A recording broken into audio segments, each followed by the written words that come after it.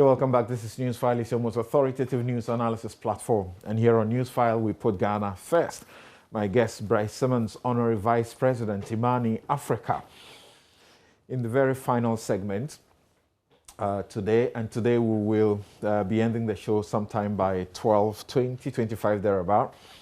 Bryce Simmons, in the final segment, will take time and break down for us how bad, if it's really is this bad, the 1.65 billion Aker Energy, GMPC Aker Energy deal.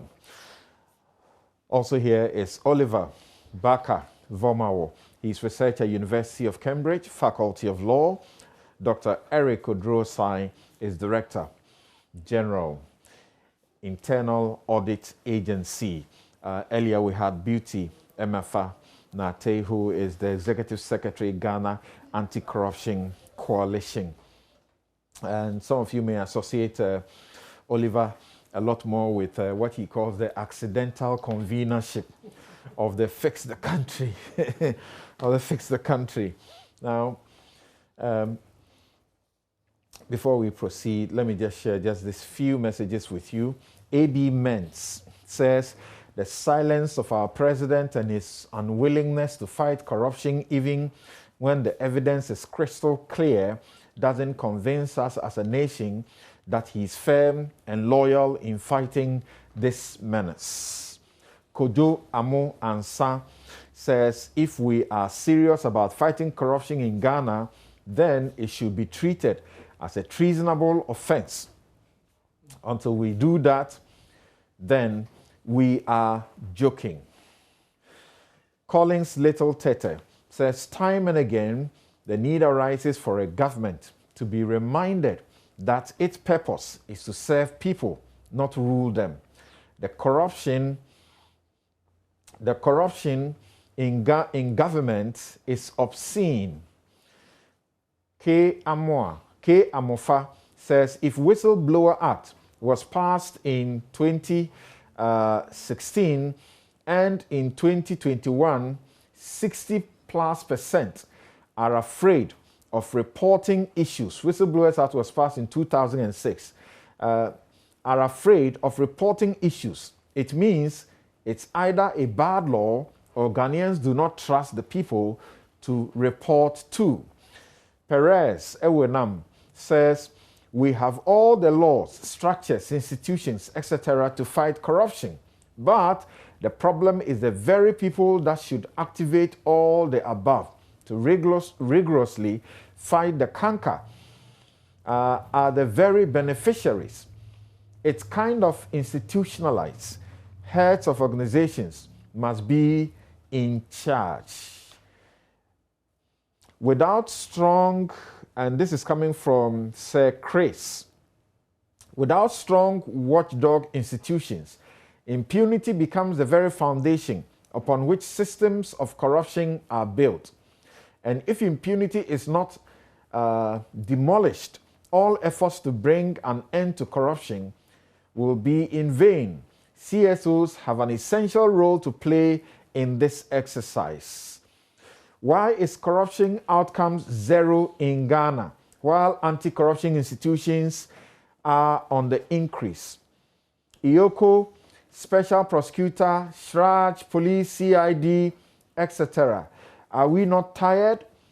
Can we assess all these agencies and consolidate their mandate into one? Then Hamid Zak says, Auditor General Report implicated so many heads of states, heads of state entities regarding contracts and procurement breaches, but it's business as usual. No one will be held accountable in these. Now, Doc, this is my concern. If you have the citizens having this kind of, perception that no one will be held accountable, it is going to be business as usual. It's clearly not good. GMPC awarding contracts without parliamentary approval, that's unacceptable. And the final one, Moshood Abdullahi says, the surest way of making corruption unattractive unattractive and a risky venture for anyone is by prosecuting people who are alleged to have been involved in bribery and corruption. Corruption is evil. It undermines democracy and, for that matter, the rule of law. Because of corruption, some village had money for a hospital. That hospital has not happened, and people are dying in that village. That's how to express how corruption works. Now, let's get to the Auditor General's report. And the Auditor General's report is scary. As I mentioned to you earlier, cash irregularities, 1.1 billion. Payroll irregularities, 9.6 million. Procurement irregularities, 846.1 million. Tax irregularities, 29.2 million. Stores irregularities, 11.5 million. Contract irregularities, 89.8 million.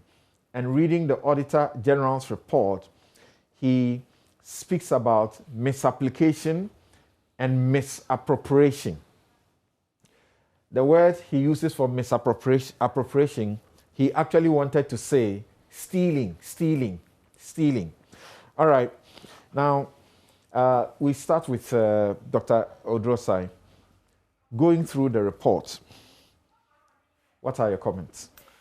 Thank you very much, Samson. Samson, it's good to put on record that this report is the report of the public boards, corporations, and other statutory institutions. The Auditor General issued other reports for the MDAs, for DACF, the technical universities, and the Auditor General also issued a performance audit report. I would say that we should be interested in all the reports, but I'm happy about the one we're considering now, public boards, corporations, and statutory institutions, for one reason, because the irregularities in that report is the highest of all the irregularities found in the other audits that the Auditor General conducted. For irregularities in public boards to increase by 135% is something that we should not accept. My challenge with the audit report, to start with, is that the Auditor General did not give us an indication of how recommendations in the previous audit, as far as public boards, corporations, and statutory institutions have been implemented, the status. The next one is the issue of surcharges and disallowance. I'm disappointed, I must say, because after the report has been issued, what next? We need our money. Those who have applied the money, those who have misappropriated the money, would have to bring the money back.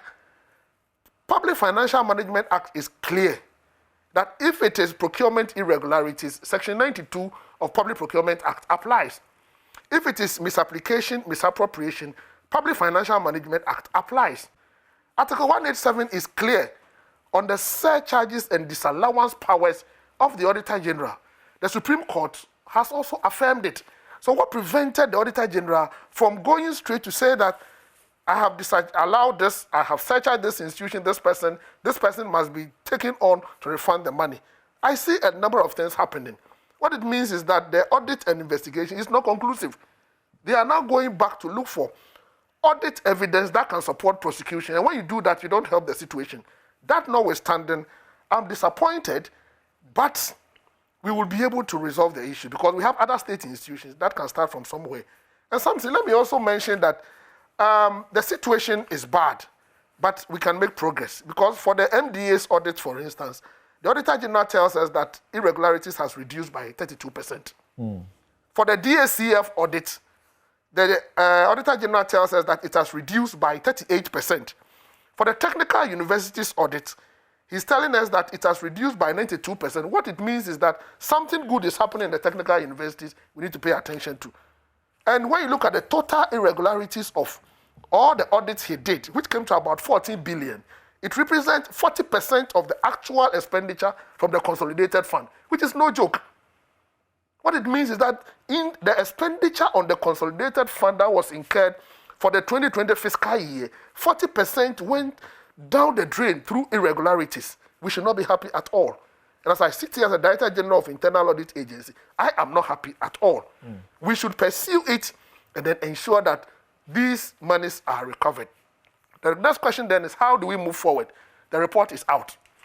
Now it is within the domain of the internal auditors, and under our public financial management systems, we have the audit committees. The functions of the audit committees under the Public Financial Management Act is to pursue management of state institutions to implement these recommendations. So now the onus is on these audit committees to do that. And let me mention that ahead of that, the Internal Audit Agency has met with the chairpersons of all these audit committees, and we have directed them to take steps to implement these recommendations.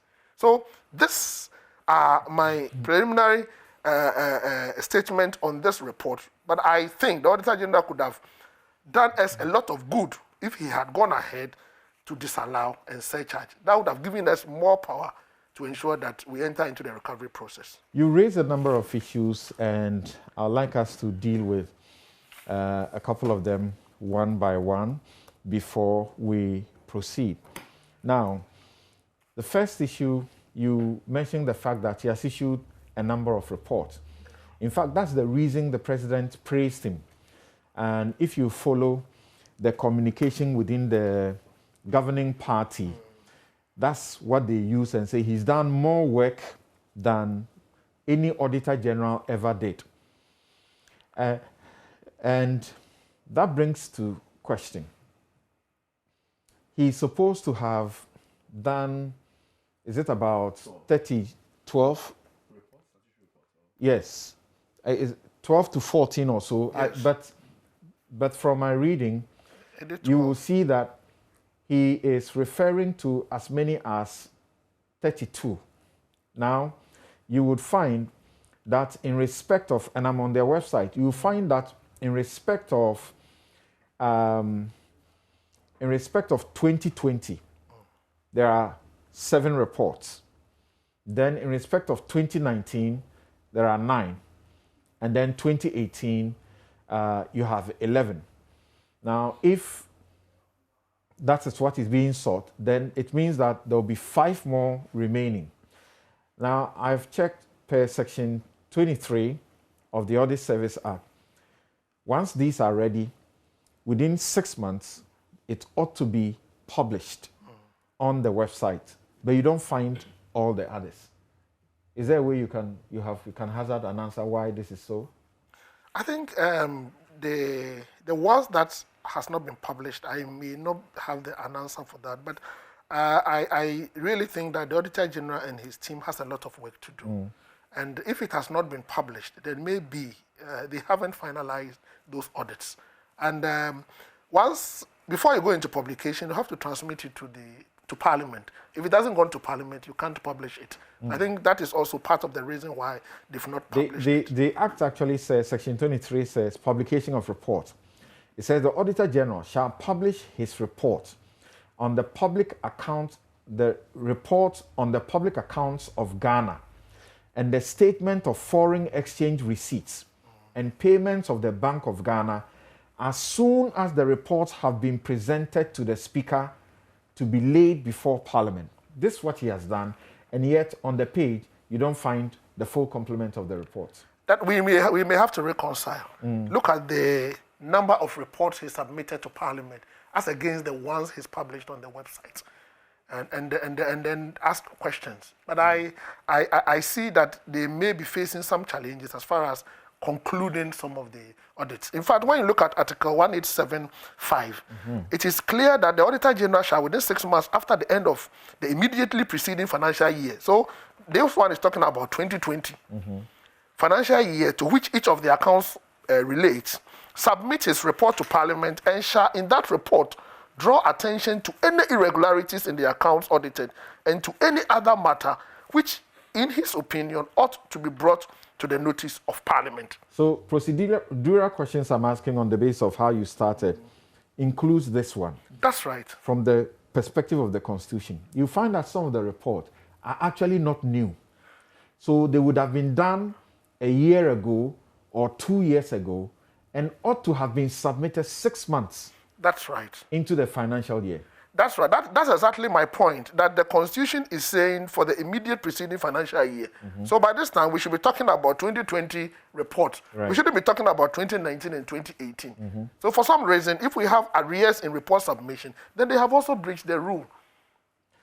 When it gets to Oliver, I'll ask whether there would be any, legal problems, constitutional issues when these matters come up. Because when they come up, you know that people will begin to raise questions, particularly in court. Now, you say that your major worry is that there are no surcharges and disallowances. On the audit that the report is submitted for the District Assembly Common Fund, the accompanying, that should be the executive summary on it, that's on the page 2, paragraph 7. This is what he said. I call upon the Honorable Minister, the head of local government service, and the administrators of the fund to take note of my mandate under Article 1877B of the Constitution of the Republic of Ghana to disallow any item of expenditure which is contrary to law and surcharge the amount of any loss or deficiency upon any person by whose negligence or misconduct the loss or deficiency has been incurred. I will not hesitate holding them accountable. So you are expecting him to do this. He says it is the ministers who should be doing this. The law did not give that power to the minister to do that. The law is clear. So he needn't remind the ministers of the powers given to him to disallow. He should just go ahead and disallow. I really do not expect him to indicate that he has that power. Everybody knows that is the law. How are you applying the power to prevent state institutions like the DACF from misusing the fund? He says the minister should do that. The minister, and he didn't quote any law. The law he quoted gave him the power. Right. So it means here he's reneging on his responsibilities and duties to apply the law. And the Constitution is clear. Nowhere, there's no law in this country that has mentioned that a minister for local government should be responsible for disallowance and surcharge. It's you, the Auditor General, who should do that. If you have failed to do it, why are you shifting blames? Interesting, but you also mentioned that maybe they are now going to look for certain evidences. By my understanding, this report, are you suggesting it's not final? Now, when you look at the one on MDAs, yes. At I think at page 9, paragraph 12, he says, I have therefore included in this report my conclusions and recommendations intended to improve and further deepen effective public financial management and controls within the MDAs. Notwithstanding the recommendations, the infractions will be reviewed.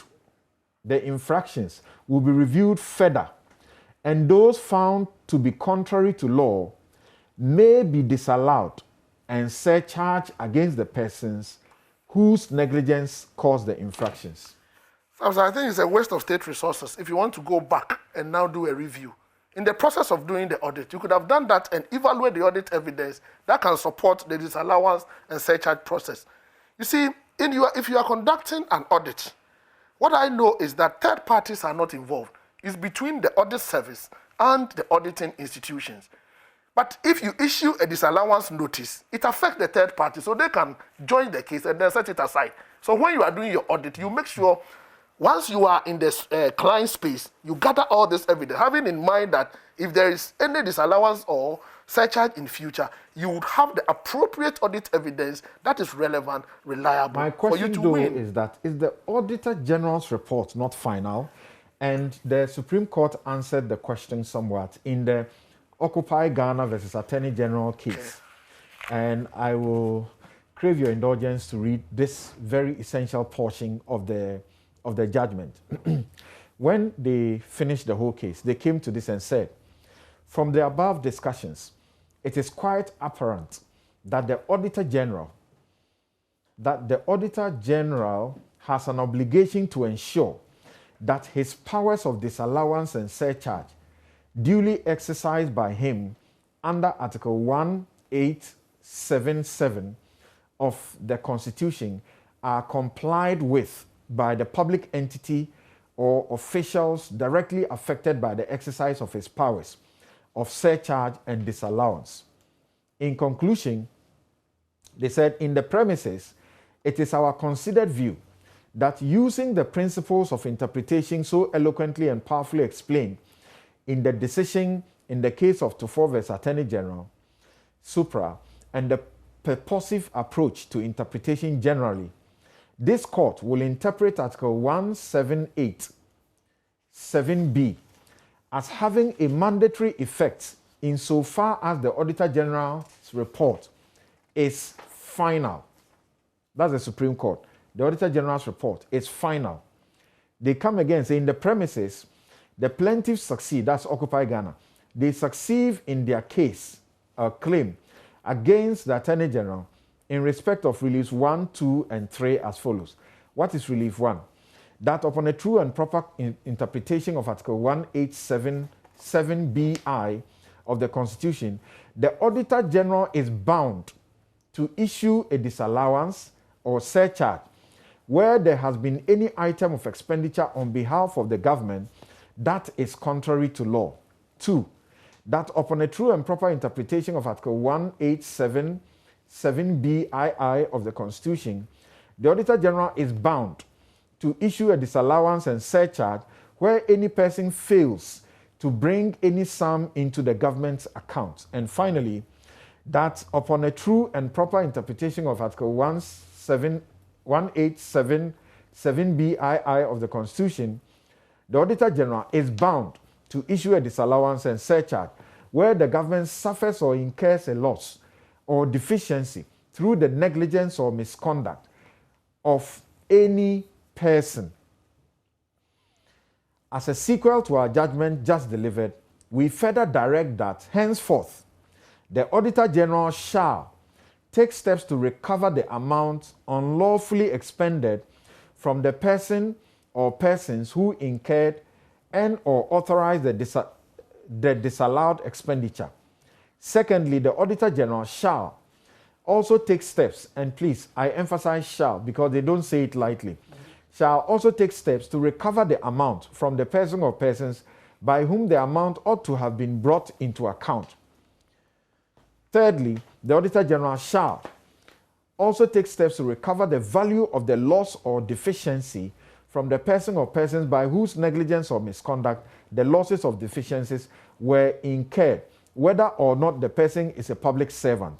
And finally, the Auditor General is hereby ordered to take all necessary steps to enforce the decisions or steps taken by the Auditor General Supra to ensure compliance, including, in some cases, criminal prosecutions. We have had to issue out the above consequential orders, even though we are happily aware that the current Auditor General, Daniel Yao-Domelevo, has taken steps to train his staff under CI 102 to prepare them adequately for the hearings in respect of the surcharge and disallowance appeals anticipated under Article 1877 of the Constitution. I think I see it as a capacity issue because they could have gone ahead to issue the surcharge and disallowance charge orders, but I think they are afraid because of the possibility of set aside in future, and then also how to do what we call audit evidence that can support prosecution. So, one, I think I see this report as inconclusive because of the additional work they need to do, and that is also a waste of state resources. What it means is that you have to send another team to go and then do further investigation and collect additional audit evidence. So maybe in future, the Auditor General should try as much as possible to use the resource that he has to pursue the agenda in such a way that he will be able to issue his surcharge and disallowance orders as and when the audit is being conducted, so that the audit can be conclusive. But anybody can challenge this audit report that it is inconclusive. And he has indicated it in one of the reports, which is not the best. And he should not be afraid of set aside. When you have done good investigations, gathered adequate, relevant, and reliable audit evidence to support your case. Now, somebody can say that the issues you've raised here do not have really a very good basis. You're standing on one leg. If you are yet to do further investigations, to gather further evidence, then where lies the import of this report? So I think, yes, he's brought the report, but in future, he should do the two together so he can save us some money. Yes, Oliver. Oh boy, there's a lot here. I mean, I was looking at both the 2019 and the 2020 in context, because it seems to me first one is there's a process question that I'm always interested in. So I wonder what the Auditor General conceives of his mandate to begin with. So you have, for instance, he's talking, and when you look at the 2019 report, I'm talking about the public boards one. Surcharge, the language surcharge appears about 13 times in the entire report of 1,134 documents. And then the other one, 2021, it appears, 7 times, but only 4 of them consequential, because the other 2 is describing something which is the name where surcharge appears. Now I'm looking at this, and he says for the Ghana Export Promotion Authority, which has spent nearly 17 million Ghana cedis without requisite approval, and says to them, go to Parliament and go and get retrospective approval so that we are not surcharged. And I wonder immediately, what do you conceive of your role? Your role is understanding that somebody has spent money without necessarily approval, which automatically invites you then to take the steps to disallow and surcharge. But you are advising the person how to get around the problem. And this happens so many instances in the report that I'm wondering, isn't this a way of encouraging, rule breaking? Because you know that it can always be covered in the back. The second issue which I found quite surprising, again, the process question is, and relating to the mandate here, I'm seeing the Auditor General talk about, for instance, to Noguchi, that you don't have ISO accreditation and that it frustrates your lab and the way you do it. And I'm saying this again goes out of the realm of what you're supposed to be focused on. The mandate, as I understand it from the Constitution, is a 3-pronged mandate. Look at the public funds, report on it, and draw attention to irregularities, and surcharge, disallow and surcharge. If you get then into questions where you are advising persons about how to get around the problem, 1. 2, when you're advising institutions about, or talking to them about issues that do not fall within your remit, they are doing everything rather than what you're required to do. And that's a question of concern for me. Then, going further from those supposed process questions, one of the things I find perhaps remarkable is that when you read the Occupy Ghana decision, the substance of the decision did not come from the Supreme Court itself. It came from Edward Ajimendua, this PowerPoint presentation that he made, where he came to the conclusion that there's no way we can proceed forward without really using the surcharge powers. And so the court even at some point says that we are not even relegating or abdicating our functions and taking Ajimendua's presentation as the substance of it. But the pith of what the court was saying is that they themselves know that the only forward out of this mess is to continue to use the surcharge powers. And so you get a broad and strong mandate from the court saying that this is the only way we can find corruption. And it says at the tail end that then we need to resource them more, the judiciary, the audit service, and all of that. One of the things I found peculiar is that when I was comparing 2016 and 2020, and we're talking about, they have done well and brought how many reports, there's an $80 million difference between what the audit service got in 2016 and now. So meaning that the problem is not a resource question. And I find that oftentimes when we're talking about institutions' failure to observe the law, we don't give this credit to individuals, only institutions. Then we turn it into a process, they lack capacity, and this is why those responses are quick to find. But since 2006, the audit service with the Auditor General itself knew that the only way out of our mess is this. Now, if you're getting to a point where 40% of drawdowns on a consolidated fund are lost in misapplication and misappropriation, then this is a bigger problem than we are willing to engage with. Finally, one of the things I find quite fascinating is definitely also around who the Auditor General thinks has the responsibility to surcharge and disallow. And it appears so many times beyond the context you draw attention to throughout the report. At some point, it says to the accountant, an accountant of one of the institutions, I think the College of Health Science, Noguchi, that the accountant failed to do this. So we are advising the accountant to surcharge, to disallow a surcharge. Then you have the College of Health Sciences, where about 500,000 Ghana cedis is invested in unapproved investment funds. Now, even on the trust system, if a trustee of a trust invests money in unapproved sources, immediately you surcharge the trustee for that. This person is saying to them that you may have done this, and note that you could be surcharged, and that it could be disallowed and could be surcharged. And I'm wondering, what is this tendency to always deflect to pastoral advices whenever work needs to be done, and how we setting forth a roadmap to how we proceed in this regard? Finally, one of the points Dr. Zai, you had made was about it could be set aside and all of that. I mean, it happens with tax administration. Exactly. There's a lot of tax assessment that eventually gets. That's the entirety of the process.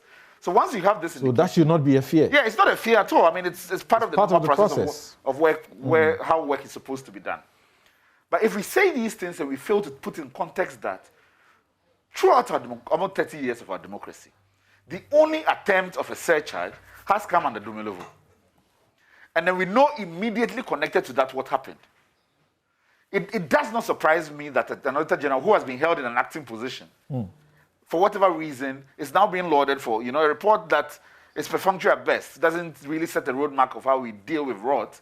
It's being talked about as being better than, or whatever phrases we have used in this regard. Right. There's a real issue that comes from the top that is sending the message of how you need to conduct yourself in the office and kiss the ring before you are entreated by the authorities that matter.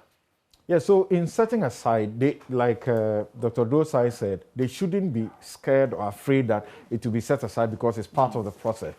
When Dumelovo set aside or disallowed and made surcharges, some people went to court and they successfully set aside, including Zoom Lion. And they come up again in this report.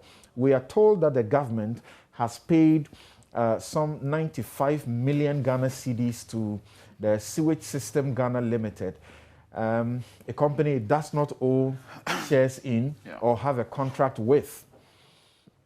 The government in 2011 guaranteed the Accra compost plant to take a loan of 80 million cedis from Standard Chartered Bank. The government also guaranteed to pay the company for its cost of operations, which it has been doing up to date. And the Fourth Estate does a full story about that situation. They also do a story about the Auditor General's instruction that the government should suspend payment to Zoom Lion as the contract sum hits 324 million. 324 million. And these guys do a story and isolate the enormity of the situation where individuals who are employed as cleaners, and they have about 48,000 people across the country who are working under the sanitation model of the Youth Employment Agency. The government allocates 600 Ghana cedis to each sweeper. Out of this, 120 cedis goes to the sweeper and 420 goes to Zoom Lion as logistics and management fee monthly. This means out of the 7,200 Ghana cedis allocated to each sweeper annually, each sweeper receives only 2,160, while the lion's share of 5,040 Ghana cedis goes to Zoom Lion. Now, this is also worrying because this government in 2016 had raised alarm. It said Mohammed's government is wasting 500 million on shady firm. So, question being asked, when you read things, these sort of details in these things, how does it come to you? I think one of the things I'm surprised is when you take, for a while now, almost all these reports, you are likely to find Zoom Lion or any of the 100 and almost perhaps now 300 and something companies under that umbrella making a feature in this in our reports. And we know that this company or group of companies have been blacklisted by the UN in other countries. But consistently, nobody has sat down and said, under what terms are we doing business with this private entity? That there's always some issues around these things that always come up in our reports. They were de-blacklisted after a couple of years. So we have never had that process, right, where we have that conversation and interrogate the relationship that this business has with government resources.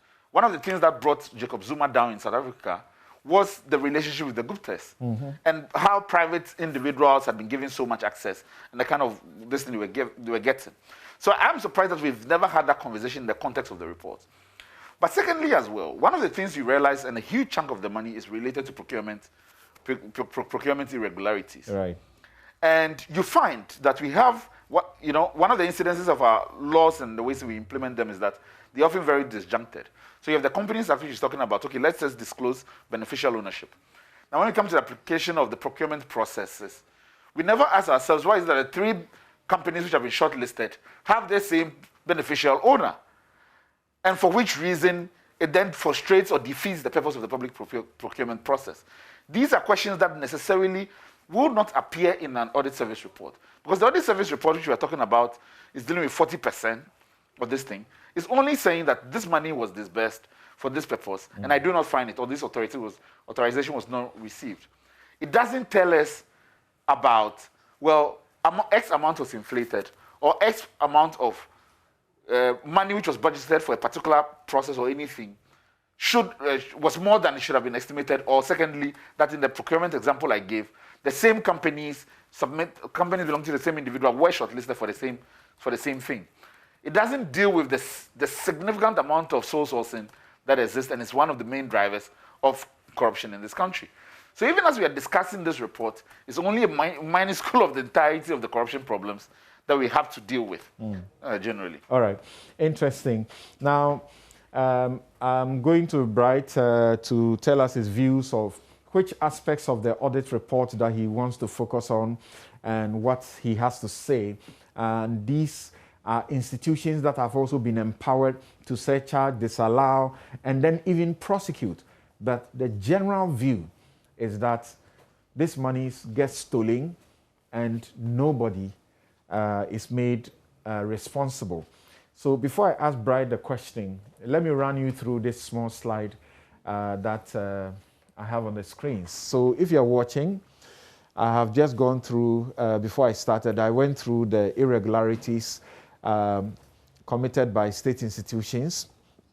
And we spoke about the cash irregularities being 1.8 billion, the payroll irregularities being 9.6 million, the procurement irregularities 846.1 million, tax irregularities 29.2 million, stores irregularities 11.5 million, contract irregularities 89.8 million. Remember that Dr. Drosai had told you that this is not the whole picture. So let's move on to the next slide. Let me show you something again. If you're watching, just look at how it looks. It's really, really, really terrible. 2016, 2017. Okay, so let's go to this next slide.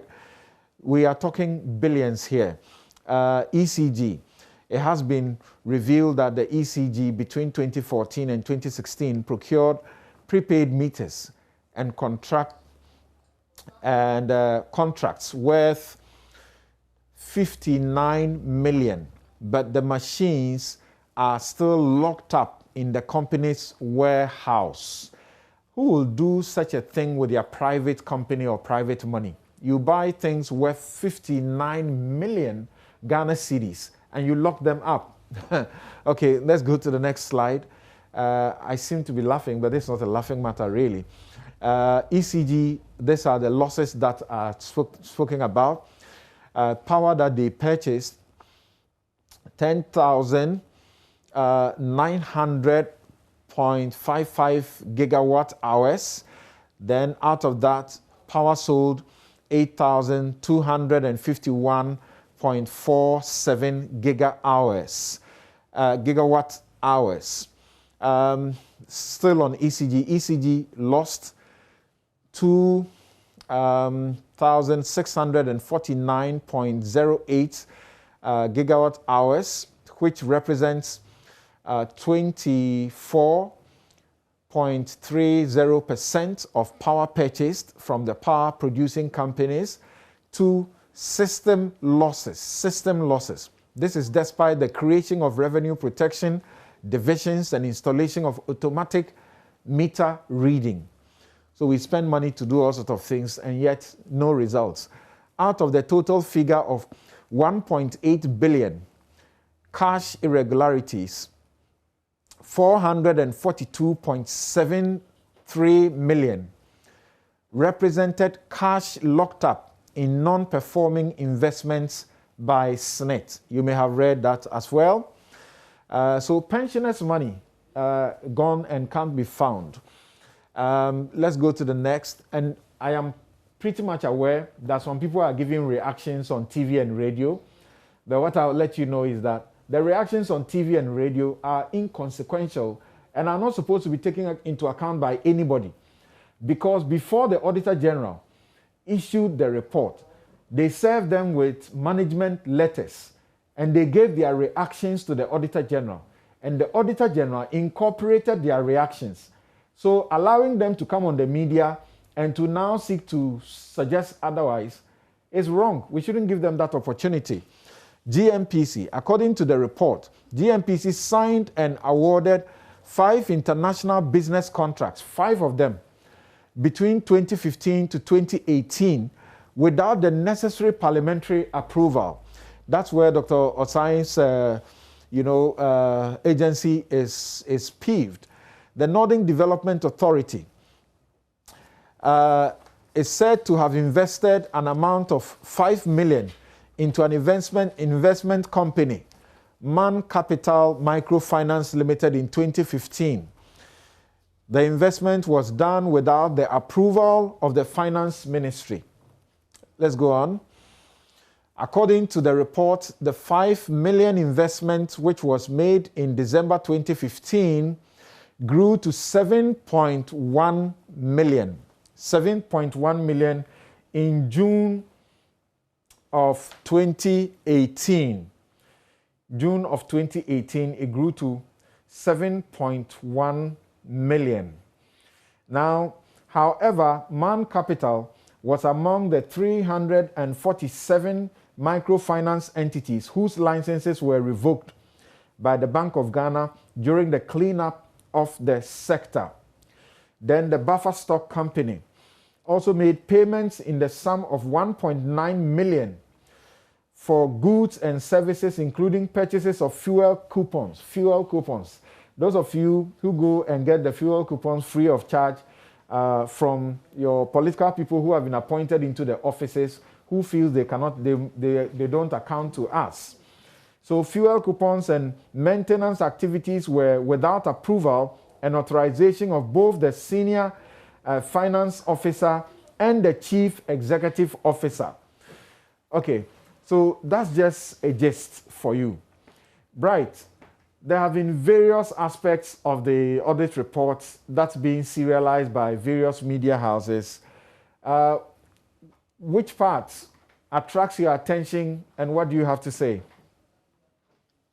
Thanks, Samson. So, obviously on the face of a casual reading or following a casual reading, the problems are extremely alarming. You're talking about an increase in the MDA categories, and I think it's been pointed out that a number of different audits have been performed, and so we are not talking about one single audit, number of audits. And in the MDA category, the ministries, department, agencies, what you might call the core government, it suggests that we've seen an increase in irregularities from 2011 of $64 million to the current situation of $366 million. So that is like a 5-fold increase in a decade. And that's problematic, and that's highly problematic. But you have to delve deeper into the Auditor General reports over a period of time to understand a number of critical patterns that I think very often the discussions that we have of it do not surface. And one very important rather, I have 4 important dimensions of this caveat that I need to delve into in order for my point to be clear. So 1, consistently, the Auditor General reports have been riddled with serious errors, some of which undermine the integrity of the whole process. I'll give you an example. 2016, about 75% of all the irregularities in the public boss audit was related to a purported instance of $370 million in irregularities attributed to the Tema Oil Refinery. The Tema Oil Refinery was supposed to have made debits to the petroleum accounts or the petroleum revenue accounts to the tune of $370 million. That entire report from the Auditor General was, excuse my language, badadash, made no sense because the Tema Oil Refinery has no access to make debits to petroleum revenue accounts in our regime. So essentially, 75% of that irregularity, that stock of irregularities was useless, which means the Auditor General didn't do their work properly. We've talked about this Noguchi matter that has been hinted at by Mr. Vomao. And the fact of the matter is that there are departments in Noguchi, and the different departments have different quality management systems, some of which are indeed ISO accredited, like the Department of Parasitology and others. So what we've discovered over time, when you've actually delved into the process of delivering these audits, is that there is a significant challenge with the personnel who conduct these audits often not knowing enough about the organization that they have been assigned to audit. The Auditor General's department ought to enter into a phase where it begins to specialize, to create conditions for its personnel to specialize in the organizations to which they are assigned, so that when they understand the system that is in operation, it's more likely that some of these errors will not repeat, because some of them are of hugely substantive nature. There is also a situation where I think in some instances we do have legal confusion, which has to be cleared. So the GMPC matter that you mentioned, and which you hint that Dr. Sai has a particular interest in, is definitely legally complicated, because we have a series of Supreme Court decisions, beginning from Balkan Energy through Faro Atlantic, through Clomega, and the famous Makasibe Yeboah matter, which does suggest that public corporations do not require parliamentary approval for international business transactions unless they can be held to be an alter ego of the central government. Those are clear decisions. In fact, in the last one, the Sibe Yeboah case, for instance, the Supreme Court nearly threw the book at the lawyers for Mr. Makasibe Yeboah, because they were the view that they've pronounced very clearly on this matter of international business transactions that involve public and statutory corporations. So somebody at the legal department, Auditor General, ought to, at this stage, produce some kind of opinion that guides it. So we don't have this situation where GMPC says you don't know what you are doing and better find some trained people, etc. It's not comely, it's not becoming. The second major area of concern that I have is the fact that the way that we currently do the classification of irregularities focuses on the source of the irregularities. So there are 7 broad sources of the irregularities: contract, procurement, payroll, etc. Somewhat arbitrary, but it's fine. The big concern that I have is that the nature in which some of these irregularities emerge do not accord or align with the way in which we've classically defined what an irregularity is, which is that it's either a loss, so a loss to the state due to the actions of public sector officials, or potential for savings not actualized because they did not exercise due care. So that's really how we've defined irregularities. So when you look at a situation where state agencies are not paying their SNET, the social security liabilities, or they are not remitting pay-as-you-earn tax, is that a loss to the state? Because if I'm a state agency and I'm a subvented agency, and the government does not give me enough money to pay the social security entitlements of my workers, how is that a loss to the state? To me, it's a neutral classification. If you take a situation where, for instance, half of the irregularities in the debt category, so then I'll talk about sources of irregularity. So the debt category is one of the sources.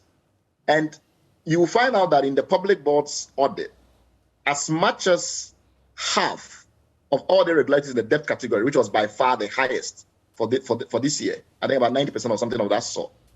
Half of those are energy sector debts due to the government not paying its bills. So a bunch of state-owned enterprises hold sway in the energy sector. They don't pay each other. This accumulates into debt. How is that a loss? I'm not too sure that we should categorize those as losses in the way that we've defined these losses in the irregularities space. We have farmers that have been given inputs on credits that are not paying because of the nature of the subsidy regime. Yes, that is a loss, but it relates to structural issues in our politics, and making it appear as if it's a technocratic or administrative matter which an audit can fix is not very clear to me. We have situations where, for instance, in the loans and debts irregularities category in 2020 for core government, as much as 91% of those irregularities are debts that are owed by medical facilities in the public sector to private sector suppliers of medicines and medical products. Now, if a hospital in Ghana cannot pay its debts, why is that a loss to the state? I'm not sure I understand the logic. And how is that a potential for savings? So I think that we need to get into some more structured, some more rigorous analysis of what we mean by irregularities, and then get into a sub-classification where, in addition to the source classification into 7 categories, for each of them we take class 1 irregularity and we explain that this is indeed a loss to the state. Things like misrepresentation and fraud in the accounts, and things like misappropriation, things like misapplication of public funds. And then when it's an issue to do, which is somewhat contentious, to do with macroeconomic context, to do with government not having money because of fiscal constraints, and for that reason, certain actions are not taken, they are not losses. So we don't classify them as class 1 irregularities. Maybe they are class 2 irregularities of a different kind.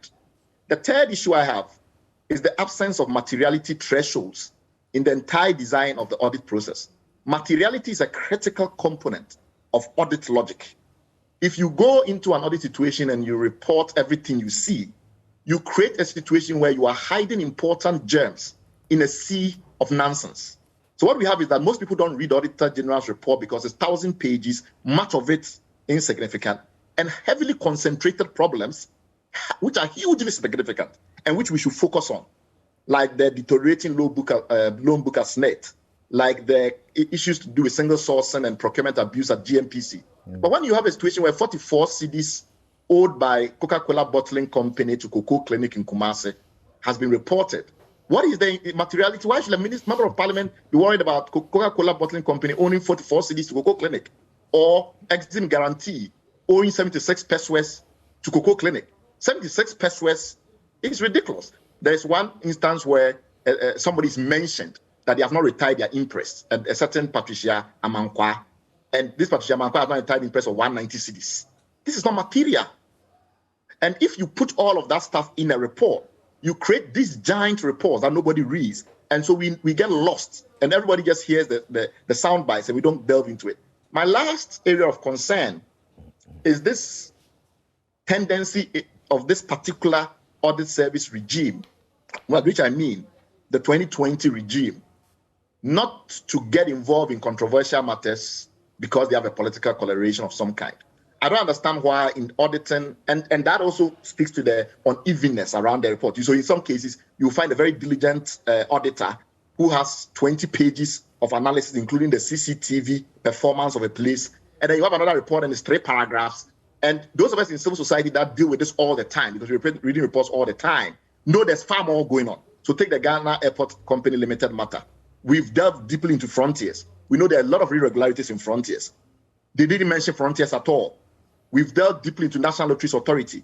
We know when it comes to this tech stack, N5 Lotto devices matter, Joy FM did investigations. We saw some of those reports. We have far more data on that. Huge irregularities in National Lotteries Authority, huge losses. None of that mentioned in the section on National Lotteries Authority. We have done extensive studies on the Electoral Commission, by far one of the most abusive of all the state institutions we have in this country, to the point where repeatedly they are not audited because they refuse to give you information.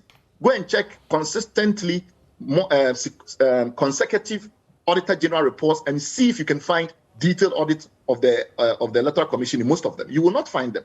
An asset audit has not been conducted for almost a decade, a proper asset audit.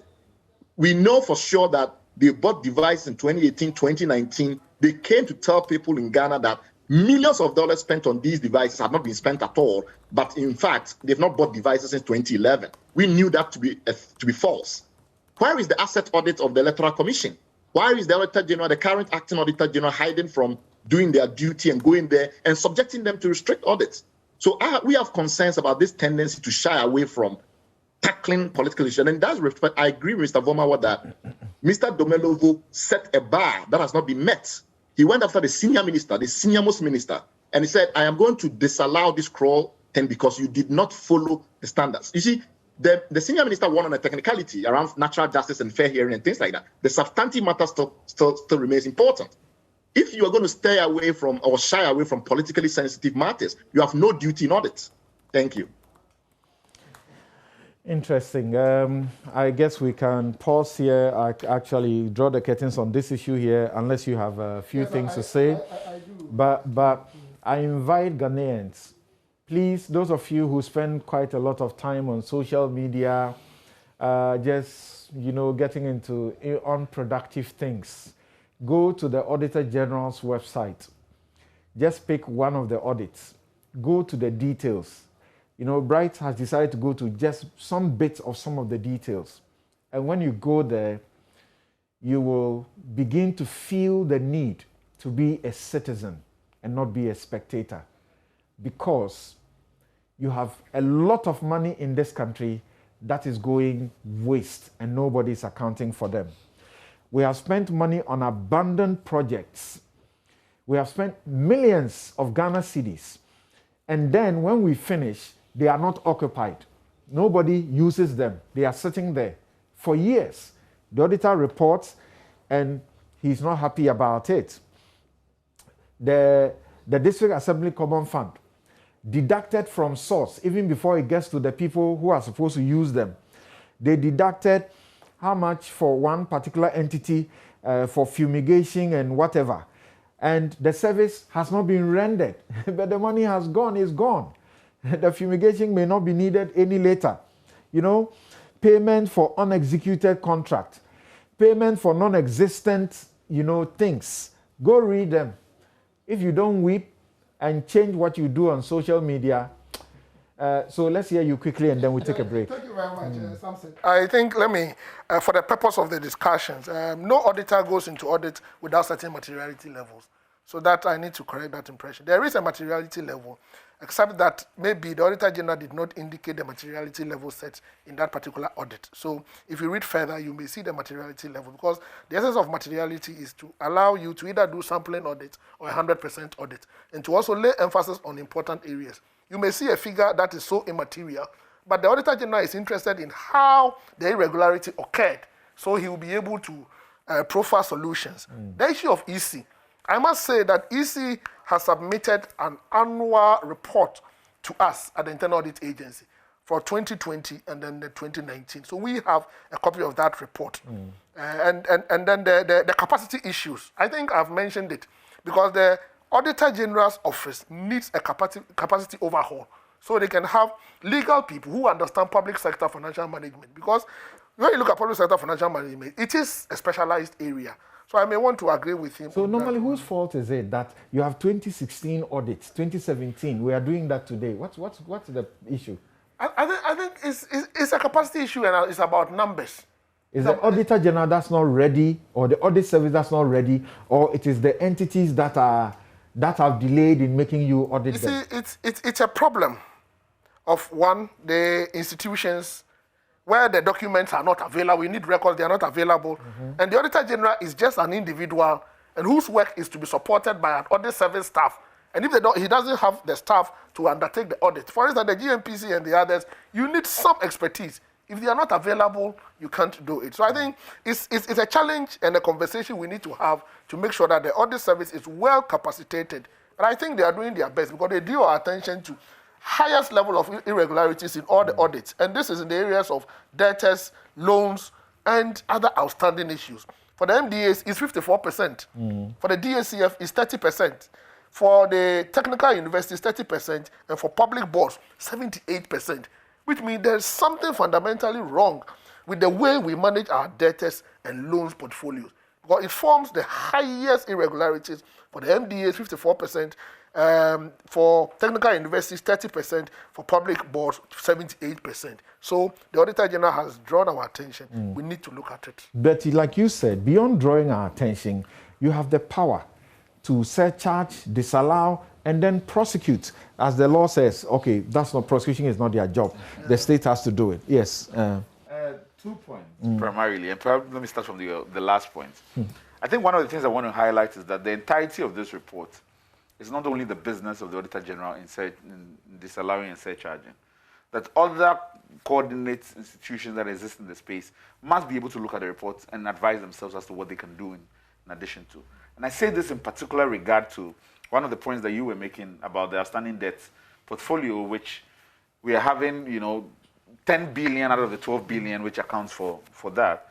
And in their report, what is striking to me is that they use the same language in the 2019 report and the 2020 report, where they are saying that the reason of this is absence of effective debt collection policies, non-existence of credit controls to recover the debt, management's indifferent posture towards loan recovery contributed significantly to these anomalous conditions. They also say improper maintenance of records on debtors, absence of debtors aging analysis, non-documentation of agreements stipulating the terms and conditions of loans, failure to ensure that the loans are repaid, and management's non-compliance with rules and regulations accounted for these irregularities. These are their own words.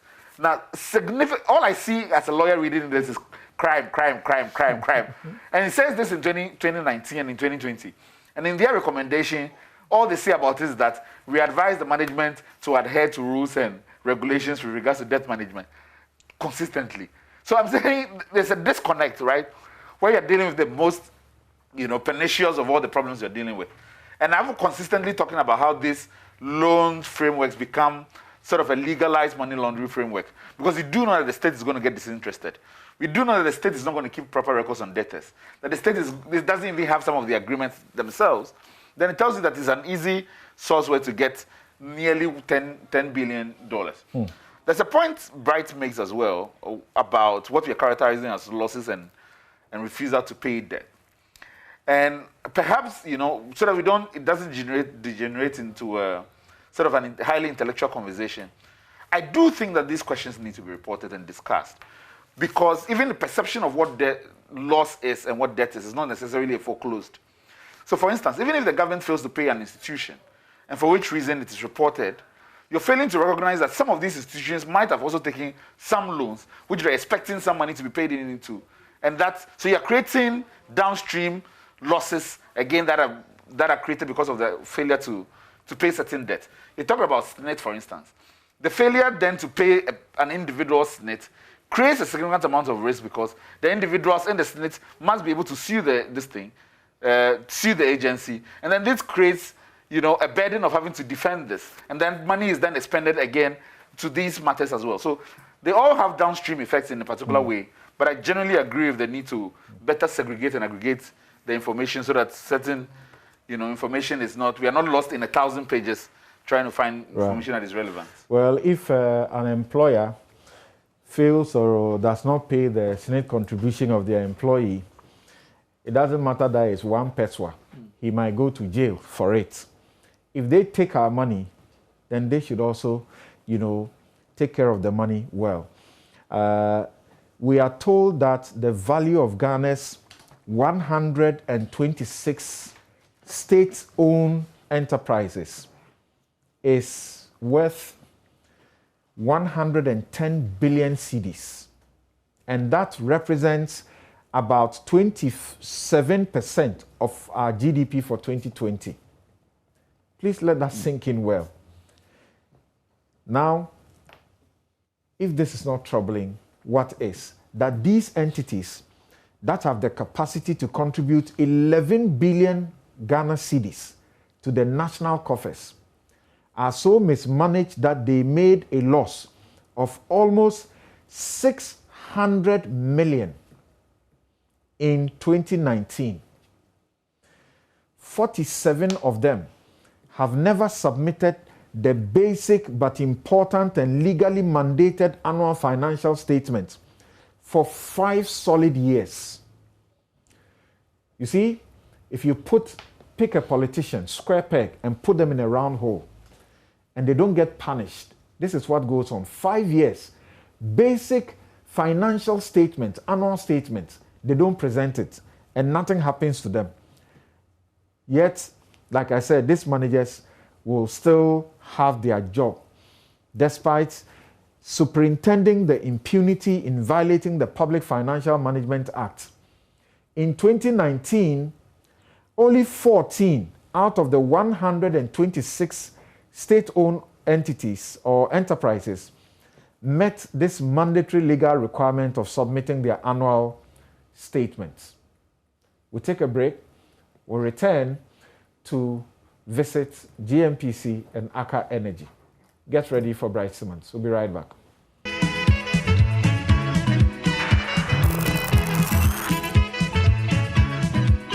Hi, this is Lexus Bill, host of Drive Time on Joy 99.7 FM. Listen, you don't have to worry if you miss Drive Time or Personality Profile. It's going to be live on our podcast page. Just log on to www.myjoyonline.com/podcast. You can listen to Drive Time, Personality Profile, and any other of your favorite shows on Joy FM on that page. You don't have to miss a show at all. Joy 99.7 FM, radio for discerning listeners.